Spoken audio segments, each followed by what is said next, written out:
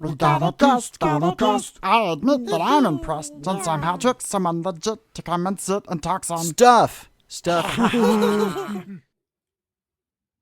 there, Swarmcast. Viewers or whatever you're calling yourself. I guess we don't have a nickname for the people who watch this thing right now. Anyways, enough of that. You guys hit me up. Tell me what you think we should be called. Okay? So right now, I have on the show two folks who, as far as I could tell, this might be their first big foray into this kind of scope of RPG stuff here. But I have with me from the strange, what is it? Strange story. I'm so used to calling it the HP Podcraft, but it's the Strange Studies of Strange Stories show. Yeah, I got it right. You got it, Toast. Yeah, we have the first one talking there that's Chad Fifer. Hello. And then over there, the handsome one with the glasses is Chris Lackey. I know they both got glasses. So viewers, write in. Tell me which one you think is more handsome. We'll make them fight for it. Damn. I didn't do my makeup. I didn't know this was going to be a beauty contest. I mean, I got my hair done and everything. You look good. I think it's going to be you. Ah, thank you. Thank you, guys. So, tell me a little bit about yourselves, and then I'll go into why I've got you on this show. So, I'll let the you guys can either roll to see who goes first, or you know. I got a 3. Okay. I'm not. You go ahead, Chris. Well, Chad and I, since 2009, have been doing a podcast about weird fiction. It started as the H.P. Lovecraft Literary Podcast, but once we ran out of Lovecraft stuff and the things that Lovecraft loved and people that love Lovecraft, we decided to branch out into a podcast called Strange Studies of Strange Stories. We've been doing that one now for 5 years. Chad? It probably feels that way, but I think it's 4 years. 4 years. All right. There you go. But yeah, each week... we rebranded in 2022, but it's essentially the same show. Oh, right. Yeah, okay. You know, it's essentially... Yeah, exactly. We usually do short stories, but occasionally we'll pick up a novel. And it's a half-hour long show. For the novels, we break it up into different episodes. We've talked very obscure types of stories, but we've also done some of the big ones, Dracula, Frankenstein, all of that stuff. Right now, we're in the middle of a month covering the stories of Shirley Jackson. Very cool. So you mentioned Dracula. I've had him on. We used to have just an audio only version of the show, and I had him on once. And you know, you had Dracula on the show. Yeah. He's hanging out in Portland, Oregon, selling vegetables on the side of the road. All right. Huh. Wow. That's a bit of a downgrade for Drake. He's kind of hitting some hard times. I mean, yeah, but that's neither here nor there. Or he's just appreciating the small things. Or is it? So aside from your to jump off of what Chris was saying, we've been doing this covering short fiction since about 17 years now. We have guest readers on the show, different actors that we know come on and bring the stories to life, and we do music and that kind of thing. And Chris has had tabletop role-playing games as a lifelong hobby. In fact, when we were in high school, he circled me into it, and we've always enjoyed that. And we thought, since we cover short stories, which are stories that can be, you know, they're defined as they can be read in one sitting, what if we designed a game where it's one night, rules light, games that you can play in one sitting? And part of the reason for that is that we're older gentlemen who've had this as a lifelong hobby. And when you got a game group, it's really hard to play those long campaigns without somebody having to jump out because of childcare, or they have to work, or they're just tired. And so we wanted to make sure we had some games that could be played in about 2 or 3 hours with whatever group you've got, to continue allowing folks to pursue this hobby as adults. There are other one-shot games out there, and I think those are probably great as well, but we have a unique perspective on this type of story since we've been covering it for 17 years, and so our scenarios are going to mirror that type of thing, which Lovecraft is a good example, but we also do, like Shirley Jackson, stories that are going to be in the horror, the science fiction, or the fantasy genre, but have a little something extra to them, a twist, a Twilight Zone-ian feel. And then on top of that, the reason we call the show Strange Studies of Strange Stories is because we like to bring a lightness and a humor to our discussion of these texts, and we're trying to make sure that that's present in the game as well. Cool. So what is the name of this RPG you guys are working on? Strange Stories. We can say Strange Stories, the role-playing game. I was holding my hands up to prepare people for the genius of the title. Strange Stories, the game. The game. What? So in this game, you guys are playing a couple of podcasters who are reading books and talking to each other. Yep. No, that would be hilarious if we really sold just it. like the show. That's Every now and then you bring on someone and you go, "You've got to read some passages for us." And then then send us those recordings. We're just getting people to work for us. This is like a pyramid scheme. Well, that's not a bad. We should do an adventure like that where you have to play podcasters and their guests. Yeah, and all of their skills are put that on the docket. Fantastic, like highest charisma possible. Yeah, can't make any bad rolls. No, yeah. So seriously, what is this game about? I mean, you've kind of told us. Well, we told you a little philosophically, but what happens at the table? Yeah. The type of games that we have, you're going to have some horror scenarios, some fantasy, and some science fiction scenarios. So, for example, and we try to emphasize creativity as well as the dice rolling. So, for example, one of the first ones that we play tested and rolled out was called the Blenders, where the players in the game are a family of aliens in a suburban neighborhood who right at the beginning of the game have just been uncovered. And it's them having to deal with how do they bury the evidence, how do they defend themselves, and eventually how do they unlock special powers that are going to allow them to escape the neighborhood.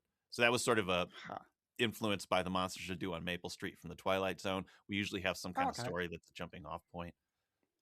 Chris? Yeah, it's a little like Third Rock from the Sun as well. Kind of, it's a trope. It's Mork and Mindy. It's, a lot of these things that are sort of tropes, we're jumping on them and we're making them one-shot adventures. So the game has pre-gens because we want it to go quick.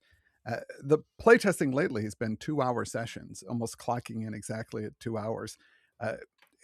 We have a prologue where we explain what the premise is, then hand out a bunch of the pre-gens. People pick the pre-gens, and then we have the next part, which is called the plunge, and that is you throw people right into the action. So something is happening, you have to make decisions right away, and this is happening all within the first 10 minutes of play. So people are active, and it's very kinetic.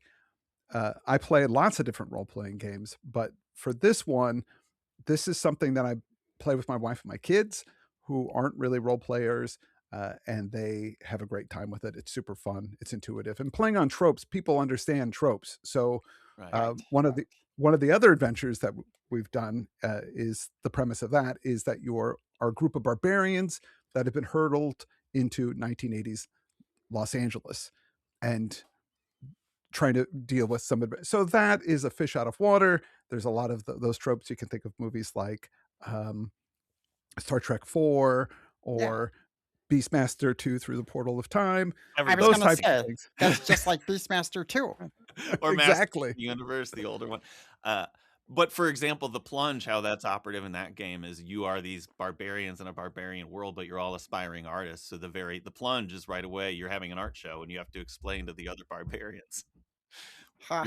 Here's how I created my painting or my sculpture so they don't shut down your studio. And then the king comes and says, since you guys are artists, I need you to go over and describe some monsters over a wall to me. And that's how they wind up going through this portal. But right away, it's a creative thing. Just like in the Aliens adventure, you're at a town hall and somebody says, I have video that shows this guy eating a raccoon. They're aliens. So you're role playing right out of the gate. That's the plunge. You're going, no, we're not. That's AI, or trying to defend yourself in some way. So we always want to make sure we just start right in the middle of a scene, right at the beginning of the game. And then the second part of the game is called the quest, and that's when you're going to be collecting information, collecting power, trying to figure out what's behind the whole thing. The last act is called the clash. And then we have something in our game that I don't think a lot of tabletop role-playing games have, which is an epilogue. Because these are big, dramatic arc, you're not trying to power up a character over time or slowly build a skill set. You're going to tell one story in one night. So you can make big choices, you can do huge things, and then at the end you say, did my character walk off into the sunset? Each player gets to describe the epilogue for their specific character. And people love that, right, Chris? Yeah, that has been one of the best parts of the game, and that everybody just loves. The clash is a big dramatic thing. The dice and the role playing resolve that, but what happens after that, that is decided by the players. So they could maybe, whatever they want to come up with, it's usually really fun and funny, and it gives people that last opportunity to be really creative with their character that they've developed over the last 2 hours. Well, that's super cool. I like that.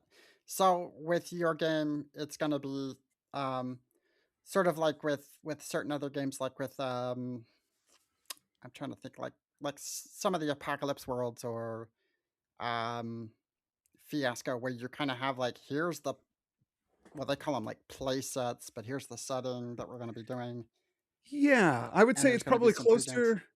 closer to yeah, there's the presets there and pre-gens, Hmm.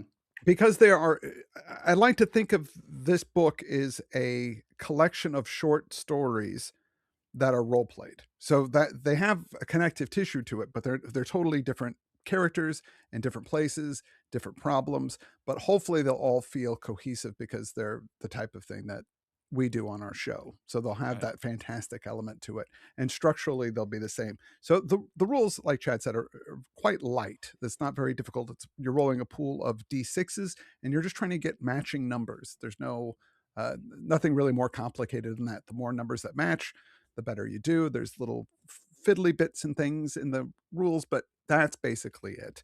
And using that mechanic just helps kind of direct the story one way or another. So if characters, or players, I should say, if players are creative and do interesting, fun things, that can be rewarded with a fun narrative decisions that the GM gives. It gives you mechanical benefits as well.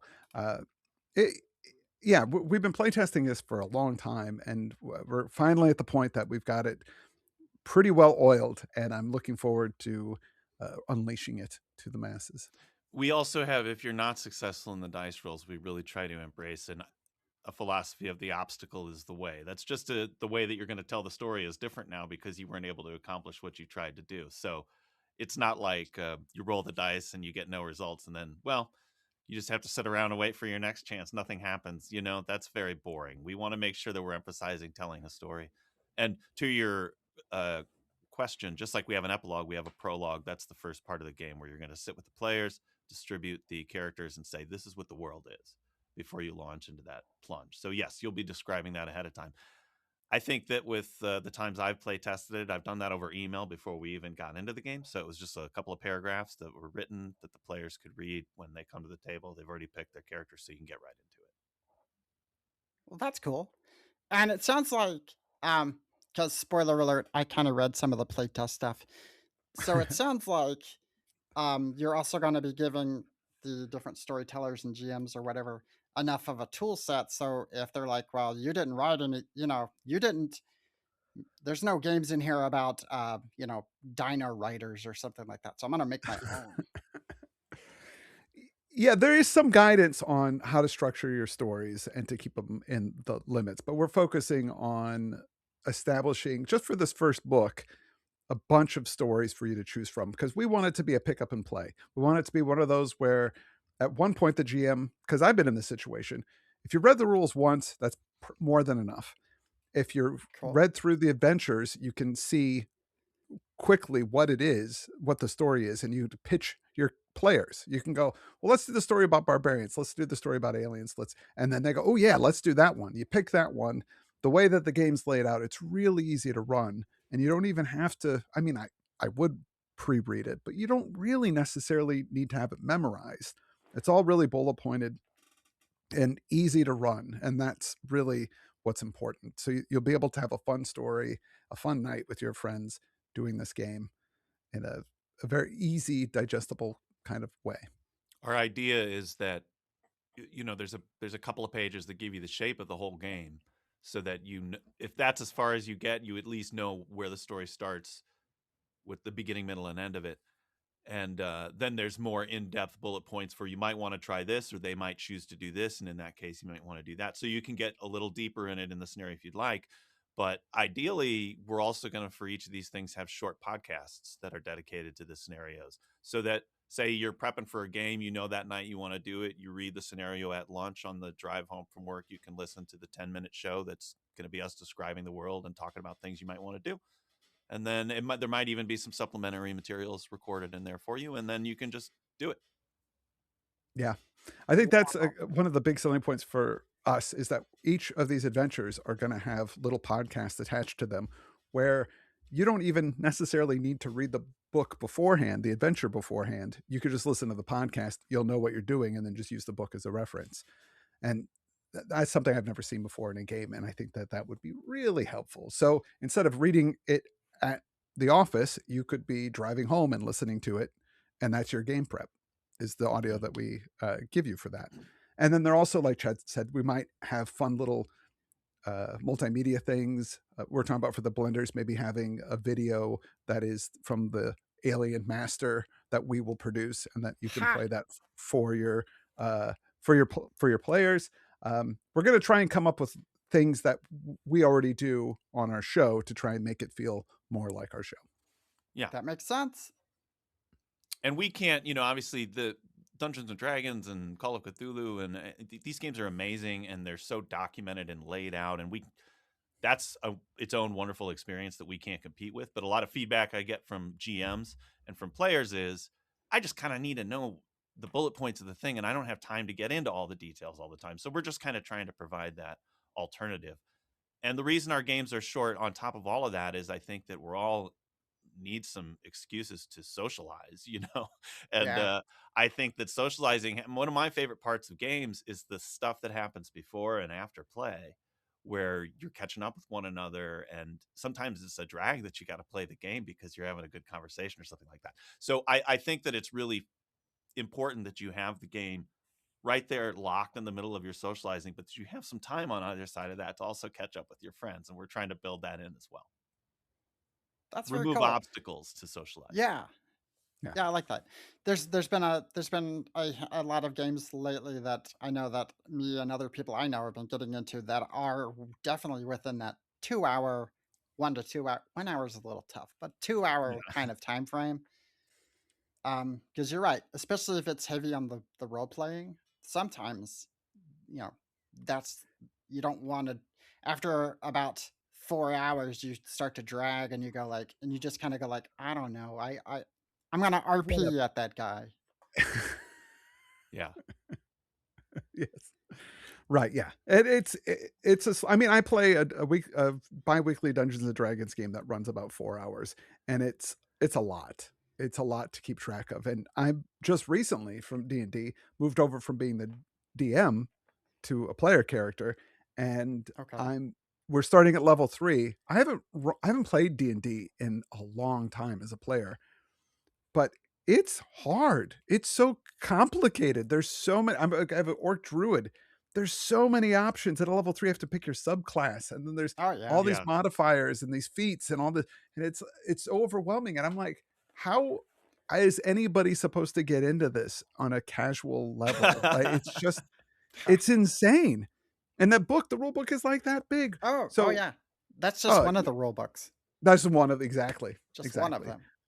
It's fun. I'm still playing D&D, but as a middle-aged man, it's too much for me. I don't know all the rules. I mean, I do know all the rules because I run it, but all the spell lists, I can't keep track of all the possible spells that I can do, or the feats that I have, or like, after a fight, I go, oh, I could have used this. That would have really been helpful there. Dude, I have a D&D game, which I would like to say is weekly or bi-weekly, but it's whenever. I mean, there's a lot of people in it, so getting it coordinated is difficult. So let's say every third week we play, and this is what I'm talking about. These are, I live in a different place than most of the other players, and we play online. I'd love to catch up with them a little bit, but we get online and we got to get to work. And and while they're making their choices, because there's 5 of these guys, I'm looking through my spell list, trying to remember what I have, how it works, how I spend my sorcery points to recover my, my magic point. It's a lot of like sort of, because we play infrequently as well, I got to relearn it every time. And that's sort of what the game is. I do like fiddly bits, and I like getting into those things and learning them, and I think that is the appeal. But yeah, We just want to have a casual alternative. Yeah, I totally get that. One of my favorite games to play is Shadowrun, which is so incredibly crunchy. There's so many numbers and it's so much crunch, and there's an appeal to that, but at the same time, you just kind of want to go like,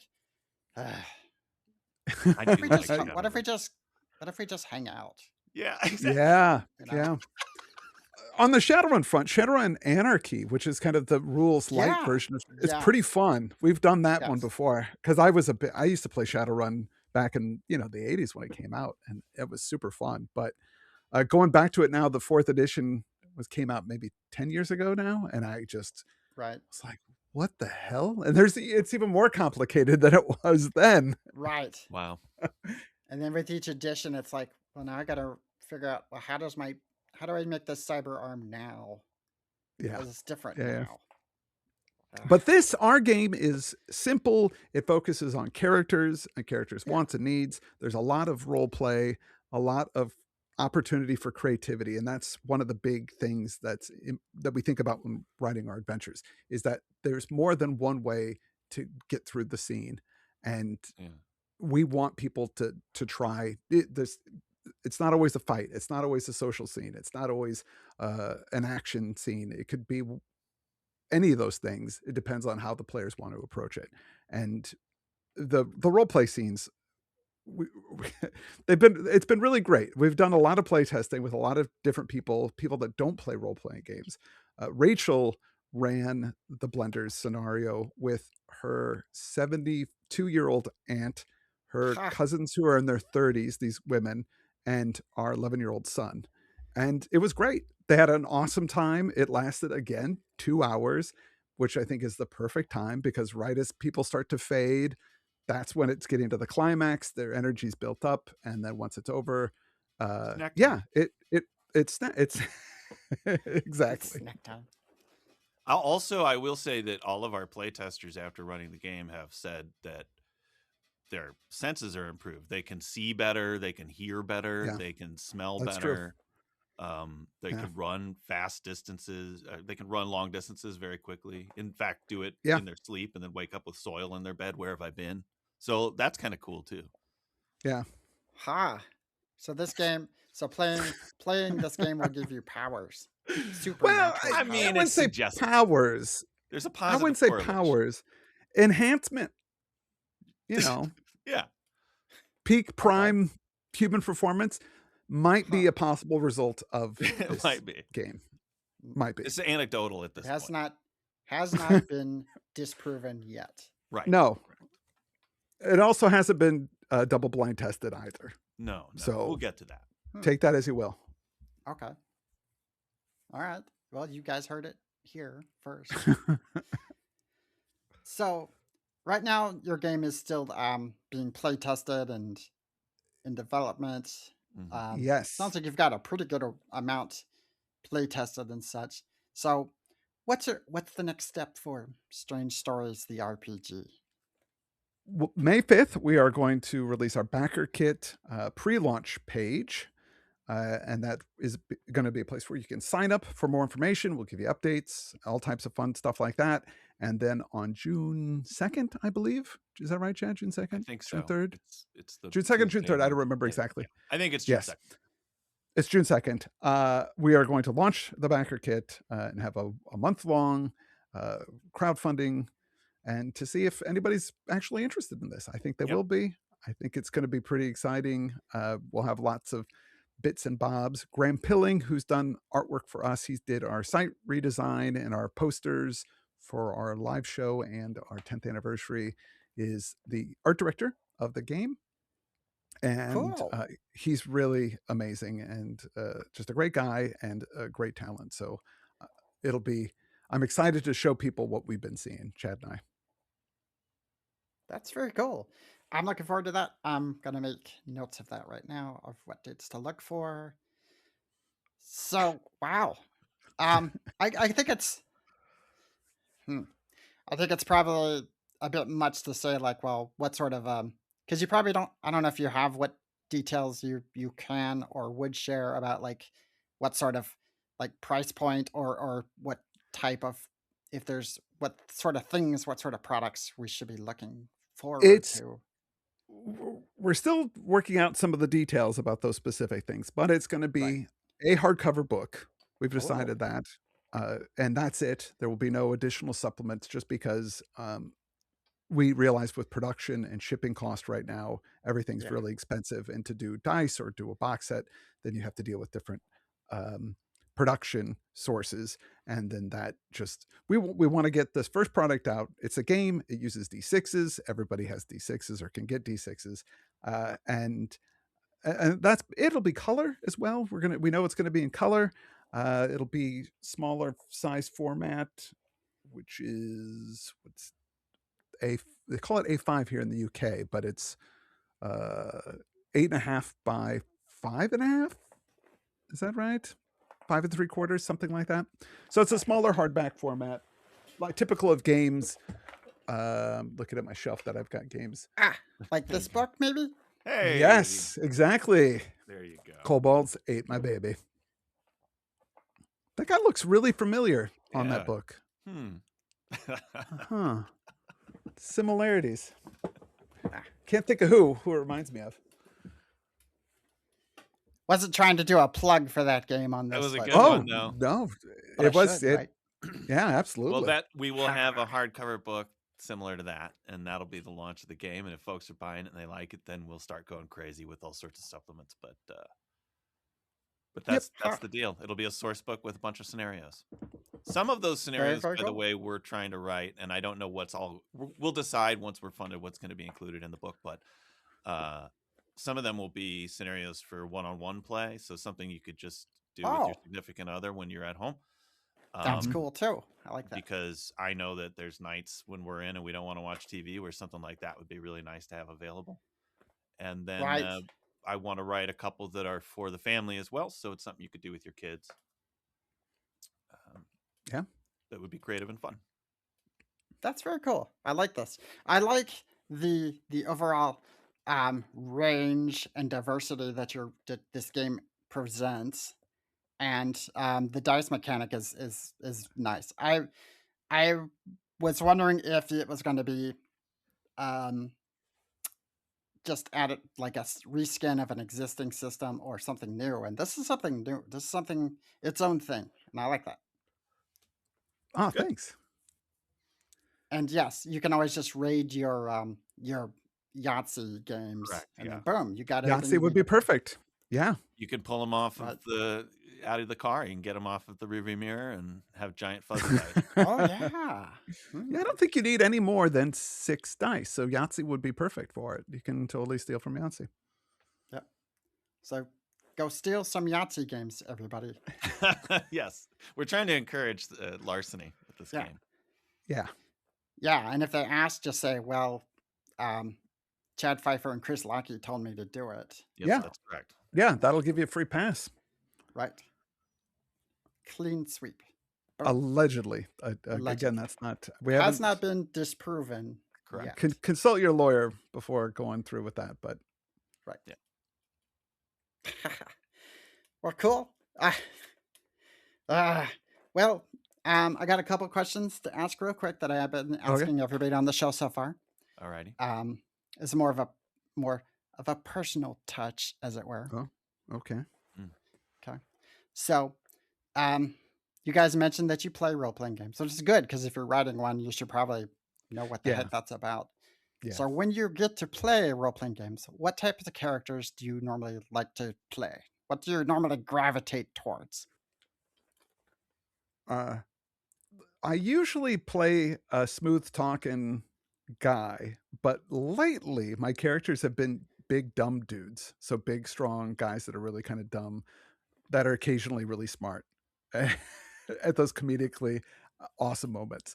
But yes, right now my soup du jour is the big, tough, dumb guy. Yeah, I think Call of Cthulhu, usually in the past, my characters were all like out of work actors for some reason, or like drunk dilettantes, just failed socialites of some kind, who had some physical attributes. But when I play Dungeons and Dragons, I always go towards spellcasters, and I just love manipulative stuff. I like being able to turn into other people. I like being able to be a creepy invisible guy, spider walk, anything that where I'm sneaking around. I like I like turning into a cop and going, those guys over there. I like doing stuff like that. Anything that's manipulative or mischievous. I could totally see that for both of you guys. It totally tracks. I've listened to the show enough. It tracks. So what kind of got you both into gaming? I guess Chad, we know that Chris is what got you into gaming. Yeah. Well, I mean, I was a Lord of the Rings fan, so I had bought Middle-earth role-playing game. They were like paperback books before I even knew Chris, and I would read through those, but I didn't know anybody else who gamed, so I couldn't try it out with anybody. And it was frustrating to me because it was a little complicated. Merp.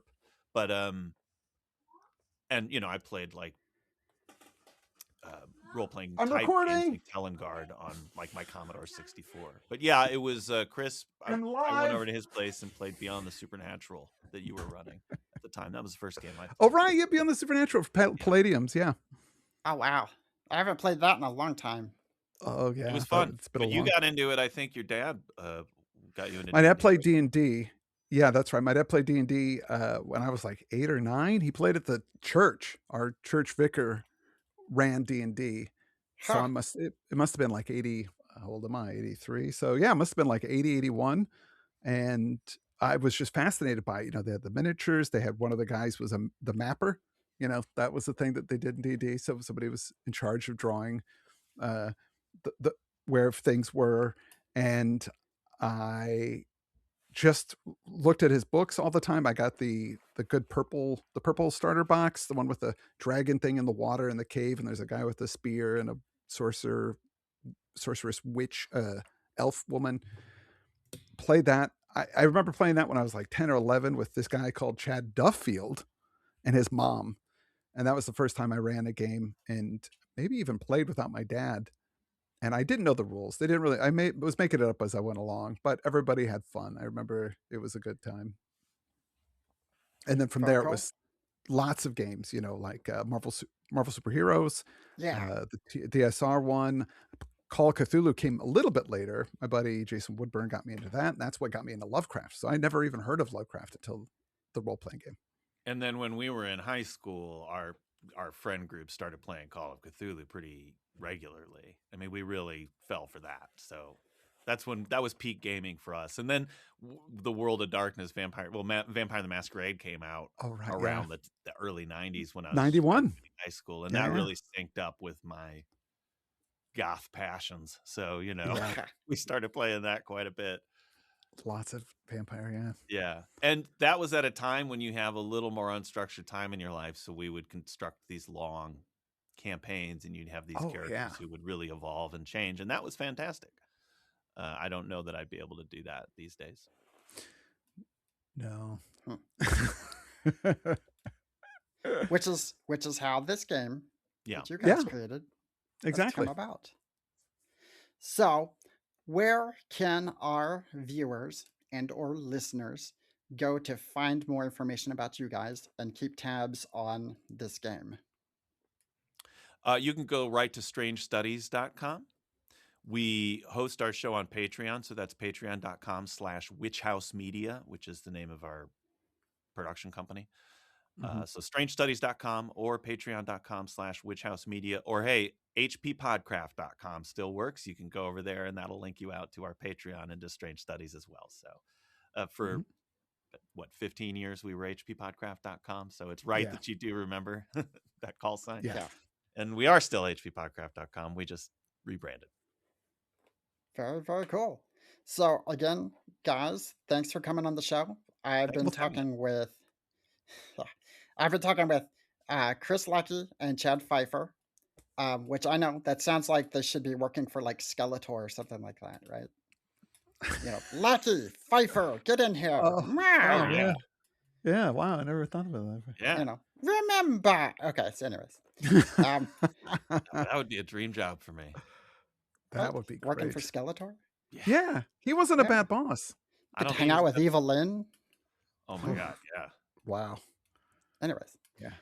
I hate that King Randor too. That's part of it. Oh yeah. That royal boob. Randor. Okay. Anyways, thank you guys for joining me on the show and talking about your strange I keep going to call it Strange Stories RPG, which will be coming out, which will be coming to Backerkit in a couple months now, as of recording in June. Yep. So everybody out there, keep an eye on that. And again, thanks for coming on the show. Oh, and hey, if you ever need anybody to do any readings of any of your strange stories, hit me up. All right. Yeah. That would be great. We'll put you at the top of the list. That would be really fun because then our listeners would just have to trust that a puppet was our reader for the week. I'd have to do the most dramatic readings of stuff. You know. Cool. We'd be glad to have you, Toast. Thank you. Awesome. Cool. All right. Well, bye, guys. I'll see you out there in the internet. Well, that's